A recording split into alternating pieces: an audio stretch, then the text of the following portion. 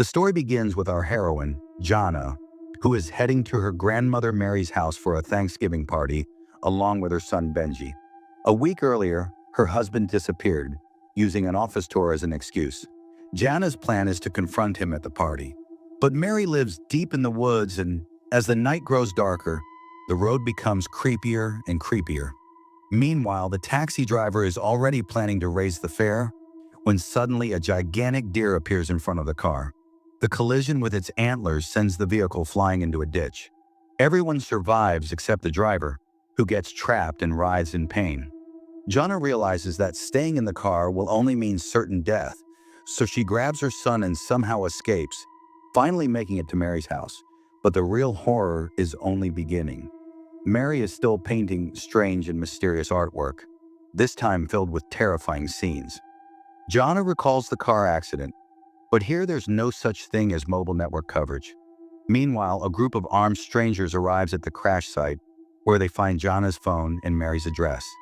Back at Mary's house, everyone assumes she's just old and losing her mind. But when Jana looks at Mary's latest eerie paintings, she starts to feel that something far more sinister is going on. Just then, Benji looks out the window and spots the carcass of an animal. The very next moment, that same ferocious deer that attacked the car barges at the door. The whole family hides inside the house in fear. But unfortunately, Uncle, Aunt, and their Harriet end up right in front of the deer. While trying to hide, Harriet runs into the bathroom, but the deer forces the door open and charges in, piercing her back straight through with its antlers.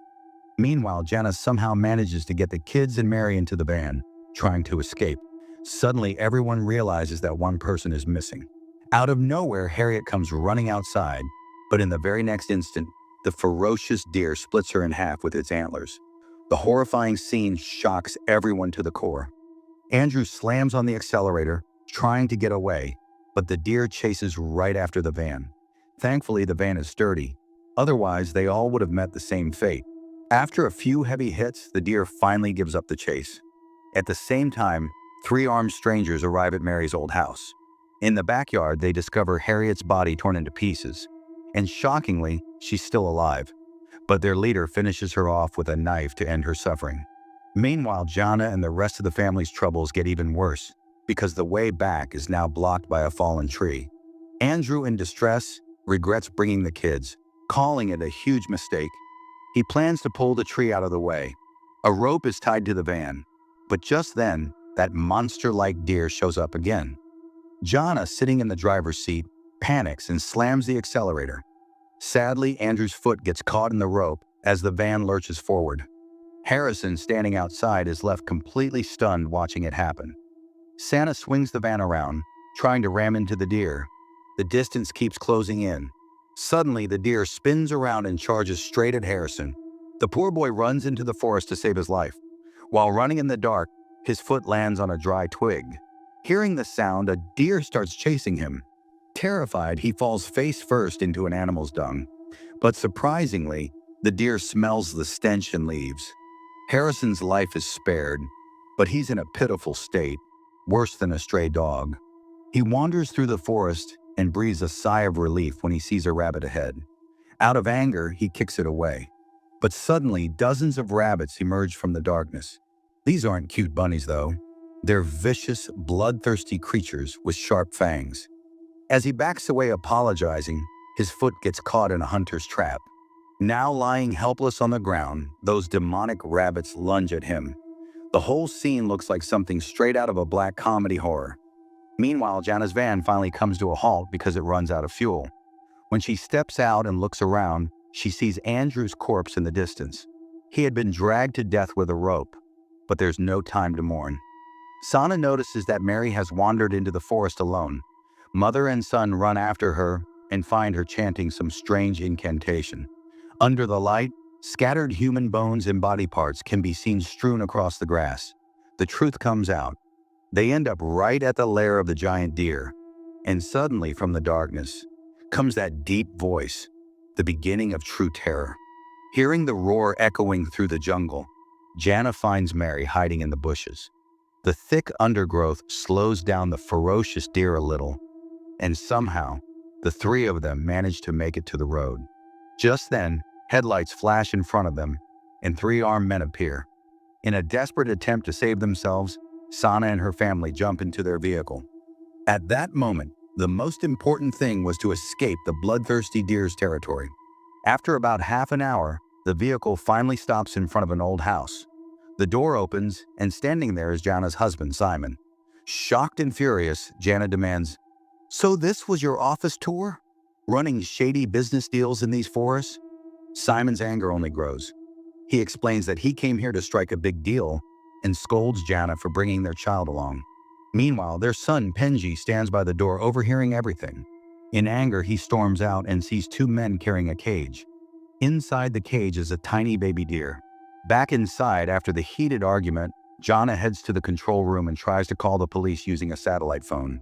But just then, Kang's leader, Michael, pulls out a pistol and threatens her. Simon just stands there silently, watching everything unfold. Helpless, Sana hangs up the phone. That's when her eyes fall on the images on the computer screen, revealing the truth. These men were planning to capture the mutant deer and sell it on the black market. But then they realize that little Benji is missing. Benji has already made his way deep into the forest, where those thugs have trapped a baby deer in a cage as bait to lure out the bloodthirsty stag. One of the men goes closer to check, and in the very next moment his head is blown off by the stag's antlers. Another man panics and looks around frantically, only to see glowing red eyes moving toward him from the darkness. Amidst the chaos, Benji breaks open the cage lock and frees the little deer, running away with it. When Michael hears about this, he rushes there immediately, but by then Benji and the baby deer had already disappeared. On the other side, the surviving goons run toward the base to save their lives. But as soon as one of them tries to drive away in a car, the stag appears in front and smashes the entire vehicle to pieces. Inside the base, a female guard is watching everything on the monitor. She realizes that death is right at their doorstep. Before she can escape, the stag bursts into the room. Terrified and furious, she fires her gun, but her shot hits a gas cylinder nearby, triggering a massive explosion that lights up the whole night sky. Now Benji, his father, and the gang leader Michael are standing face to face. Michael tries to snatch the baby deer from Benji and says, "This is our biggest asset. Hand it over to us," but Benji stubbornly refuses. Even his own father tries to persuade him, but the boy won't abandon his new friend under any circumstances.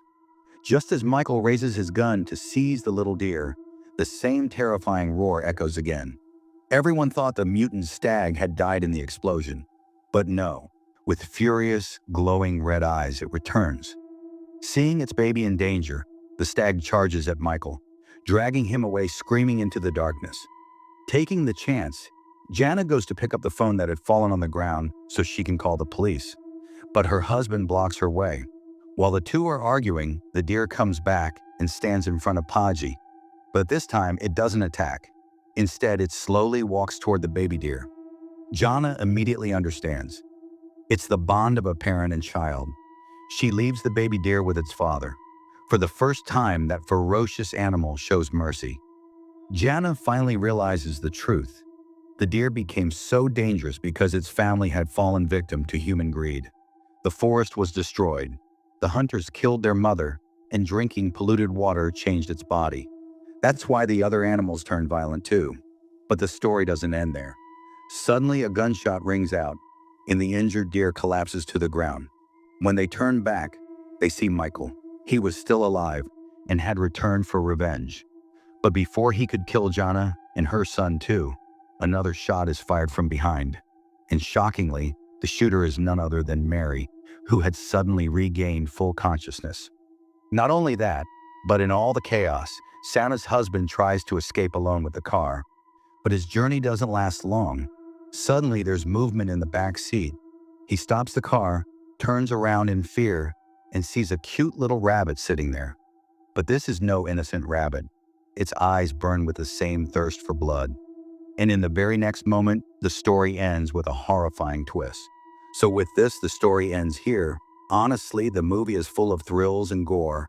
So let me know your thoughts in the comments section. Also, subscribe to this channel for more horror stories like this.